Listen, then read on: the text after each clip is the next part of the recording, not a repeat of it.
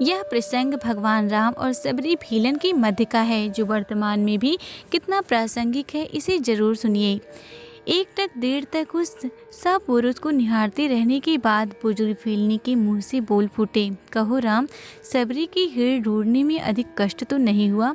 राम मुस्कुराए, यहाँ तो आना ही था माँ, कष्ट का क्या मूल्य। जानते हो राम, तुम्हारी प्रतीक्षा तब से कर रही हूँ जब तुम जन्मे भी नहीं थे। यह भी नहीं जानती थी कि तुम कौन हो, कैसे दिखते हो, क्या आओगे मेरे पास। बस इतना ज्ञात था कि कोई पुरुषोत्तम आएगा जो मेरी प्रतीक्षा का अंत करेगा। राम ने कहा, तभी तो मेरे जन्म के पूर्व ही तय हो चुका था कि राम को सबरी के आश्रम में जाना है। एक बात बताऊं प्रभु, भक्ति के दो भाव होते हैं, पहला मरकट भाव और दूसरा मर्जार भाव। बंदर का बच्चा अपनी पूरी शक्ति लगाकर अपनी माँ का पेट पकड़े रहता है ताकि गिरे ना। उसे सबसे अधिक भरोसा माँ पर ही होता है और वह उसे पूरी शक्ति से पकड़े रहता है। यही भक्त का भी एक भाव है, जिसमें भक्त अपने ईश्वर को पूरी शक्ति से पकड़े रहता है, दिन रात उसकी आराधना करता है। पर मैंने यह भाव नहीं अपनाया। मैं तो उस बिल्ली के बच्चे की भांति थी, जो अपनी माँ को पकड़ता ही नहीं बल्कि निश्चिंत बैठा रहता है कि माँ है ना, वह स्वयं ही मेरी रक्षा करेगी। और माँ सचमुच उसे अपने मुंह में टांग कर घूमती है। मैं भी निश्चिंत थी कि तुम आओगे ही, तुम्हें क्या पकड़ना। राम मुस्कुराकर रह गए। भीलनी ने पुनः कहा, सोच रही हूँ बुराई में भी तनिक अच्छाई छिपी होती है ना। कहाँ सुदूर उत्तर की तुम, कहाँ घोर दक्षिण में मैं। तुम प्रतिष्ठित रघुकुल के भविष्य, मैं वन की भीलनी। यदि रावण का अंत नहीं करना होता तो तुम कहाँ से आते। राम गंभीर हो गए और कहा, भ्रम में ना पड़ो माँ। राम क्या रावण का वध करने आया है? अरे रावण का वध तो लक्ष्मण अपने पैर से बाढ़ चलाकर कर सकता है। राम हजारों कोस चलकर इस गहन वन में आया है तो केवल तुमसे मिलने आया है, ताकि हजारों वर्ष बाद जब कोई भरत के अस्तित्व पर प्रश्न खड़ा करे तो इतिहास का चिल्लाकर उत्तर दे कि इस राष्ट्र को क्षत्रिय राम और उसकी भीलनी माँ ने मिलकर गढ़ा था।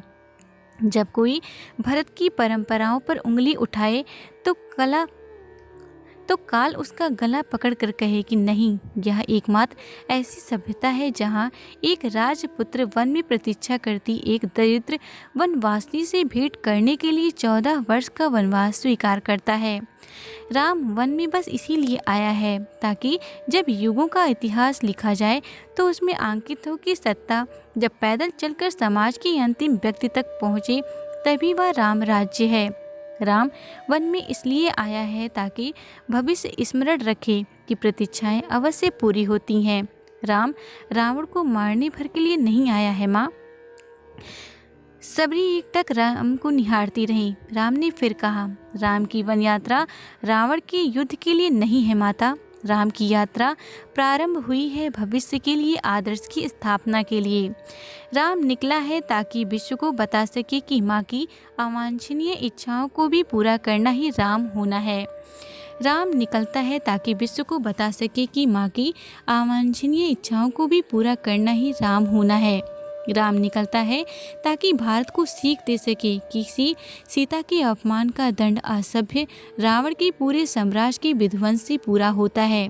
राम आया है ताकि भारत को बता सके कि अन्याय का अंत करना ही धर्म है।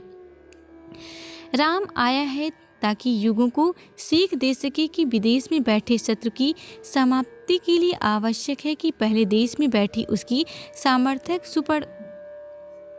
सुपर्खाओं की नाक काटी जाए और खर दूसर का घमंड तोड़ा जाए। और राम आया है ताकि युगों को बता सके कि रावण से युद्ध केवल राम की शक्ति से नहीं बल्कि वन में बैठी सबरी के आशीर्वाद से जीते जाते हैं। सबरी की आंखों में जल भर आया था। उसने बात बदल कर कहा, बेर खाओगे राम? राम मुस्कुराए, बिना खाए जाऊंगा भी नहीं माँ। सबरी अपनी कुटिया से झपोली में बेर लेकर आई और राम के समक्ष रख दिया। राम और लक्ष्मण खाने लगे तो कहा, मीठे हैं ना प्रभु? यहाँ आकर मीठे और खट्टे का भेद भूल गया हूँ माँ। बस इतना समझ रहा हूँ कि यही अमृत है। सबरी मुस्कुराई बोली, सचमुच तुम मर्यादा पुरुषोत्तम हो राम। आदिवासी भील से राम कोई छीन नहीं सकता और राम से कोई सबरी माँ